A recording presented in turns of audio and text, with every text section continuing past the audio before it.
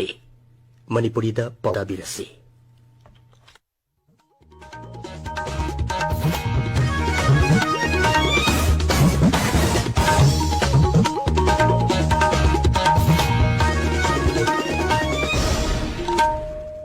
Akashvani Imphal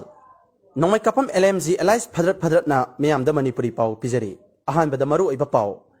sorry सेंजमना सकपा सेंमागी जौना first class ने हाइबा इसै असिगी मयेक असि सेमदोक्तुना लुखोसै जौना फर्स्ट क्लास ने हाइना सककदबनी हाइना सिंगी महिरु लुकी लुसिंगबा ताकुरम थारना दाबी तौरकले युमथों खुदिंग संगदुना मीबु किहन खंगनदुना आइनि यादबा मोंगदा लाइक अमदि शेयर खोमलंबा नुपी मसा अमा पुलिसना फगतख्रे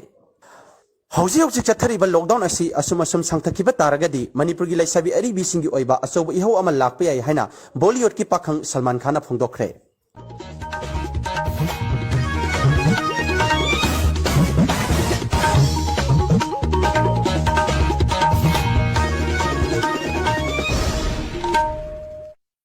पाव मसा खाइना पिजरी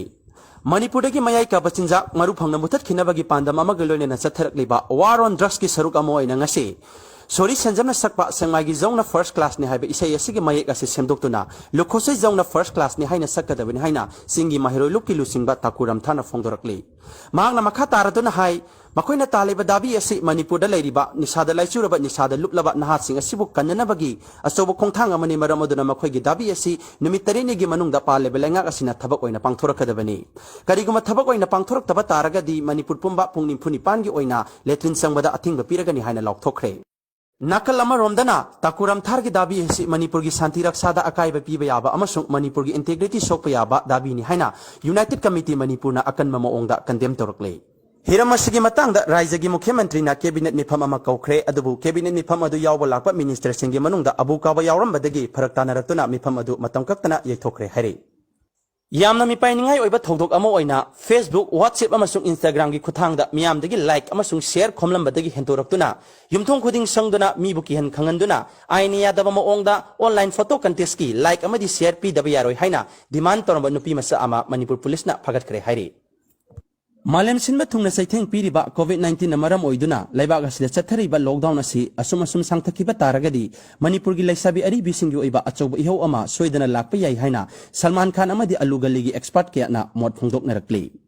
पनबा याबदि मणिपुरदा लोकल ट्रांसमिशन लैखिबदगी लैकाई मसेनसु लोंगनबा याद्रबनिना 1985 की ममांगदा पोकपा लैसाबी सिंगी ओइबा JAC अमा सेमदुना मखोइगी सही असि 2001 दगी पाबा हौबिगदबनि हाइना मणिपुर की मुख्यमंत्री दा अइबा चेरोल पिसंदुना तक्सनखरबनि हाइरि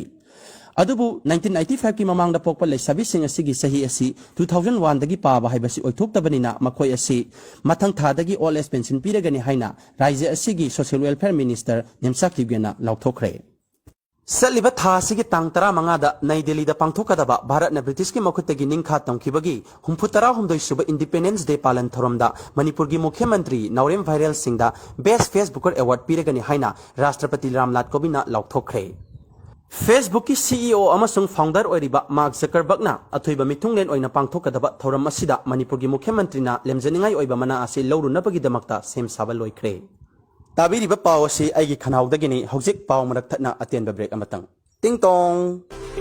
सेल पाइजदबा लाइरबा तोला तारबा सिंग असिगिदमक्ता खलगा पुथोकचरी इंडस वैली सिविलाइजेशन ना आई पैसा मलेमगी फावरबा थिजिंटिस क्याना सही अनि चुपना थिजलबा मतुंदा लफोइ संगम फला अमसुंग बाबा खानगी हेना खादा हवा फरिगोंग तोनदुना साजबा गुलिनी आई पैसा हाइरिबा गुली असि नोमदा अनि एनी था तरुक चुपना साबिबा तारगदि अदोम पैसा पाइबा मियोय अमा सोइदन ओइगनी हौजी हौजिमा बिल गेट्स अमसुंग मुकेश अंबानी ना चिंबा मलेमगी पैसा पाइबा मियोय क्याना सिजिनरिबा गुलिनी कौगिनेगनु मियामगिदमक्ता इंडस वैली सिविलाइजेशन की आई पैसा टिंग टोंग मखा ताबा पाव पिजरी मणिपुर की ख्वाइदगी ममिंग चप्पा मफम अमा ओइरिबा अवांग बियोसिदा हेरोइन नंबर 4 हाइना खंगनबा कोविड-19 की वैक्सीन असि खुदांगदा कापसिनदुना ह्यूमन एक्सपेरिमेंट चथरंबा नुपा अहुम अमदि वैक्सीन अदुबु सप्लाई तोरंबा लोकल साइंटिस्ट हनुबी अमा पुलिस टीम अमना फागत पंगमखरे हाइरि फारबा मखोइ मरी अदु चीफ जुडिशियल मजिस्ट्रेट की ममांगदा पुथोकलबा मतुंग लैंगाकना मखोइबु थोराइ मसा हाइबा मिंगथोन पिखरे नाकल अमरोमदना निसा फाबदा यामना थौना फकिबी हनुबी अमा सा थकपदा सामनागी महोत्ता खाइनी ओइना हाबलुबदगी लाइकनबा ngamdana लेखिद्रबा हनुबी अदु कनबा ngamgani हाइबा थाजद्रे हाइना रिम्स की डॉक्टर सिंगना फोंदोरकली हौजी हौजिक चथरिबा मणिपुर लेजिस्लेटिव असेंबली की मिफमदा थांगलकीबा नो कॉन्फिडेंस मोशन दा माइती हौदना विरोधी दल की MLA सिंग लूज मोशन तहौरे हाइरि Division vote ki mahota voice vote oina pangthokhiba adyaksa ki thawng adu yaningdaba uttuna birodi dal gi MLA singna house chawkri langhaiduna ganatantra chatpa laibakta miyamghi mihuna tawgadaba asengma mathau adu mayek sengna utkre hairi panbaya badi haukiba tha khara asida MLA mantri singi manungda songthok chongchen tawbagi sang asi henkatnarakutuna MLA kharadi spring tek pa phawa yaungna khabani hairi serak asida BJP dagi Congress dagi BJP da songthok chongchen tawbagi sang asi henkatnarakpana ani sigi apunba oiba Congress Janata Party haiba anoba rajnoti dol ama binod kobo nupa amana hawdokre hairi Saliba sahi sigi September tang kuntra da pangthokadaba lamyan bahizam irabo ningsing thoranga mari lainana Manipur gi khwaidagi mana phanba miyoi ahumda mana piragani hairi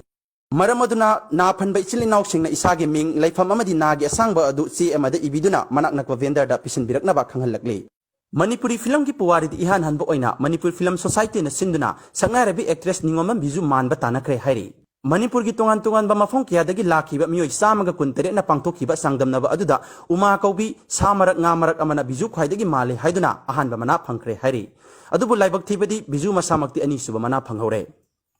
Hojik sanabagi pau Neroka amadi traw ani gi marakta ngarang sanagani toramba friendly football match adu ball nungsit yaram dabadagi 3 kapi oina sanakre Aroibada maruiba pau amuk hana pijari Sori senjamna sakpa sengmagi zongna first class ni haiba isai asigi mayek asi semdoktuna lukhuchai zongna first class ni haina sakadabani haina singi mahiru luki lusingba takuram tharna dabi tawrakli Yumthong khuding sangduna mi buki han khanganduna aini yadaba moongda like amadi share khomlamba nupi masa ama police na phagatkhre Hausi chathariba lockdown asi asum sangthakiba taragadi Manipur gi laisabi aribi singi oiba asoba ihau ama lakpa yai haina Bollywood ki pakhang Salman Khan na phongdokre ngasi gi damak tadi matang asida pauloi jare miyambu khurumjari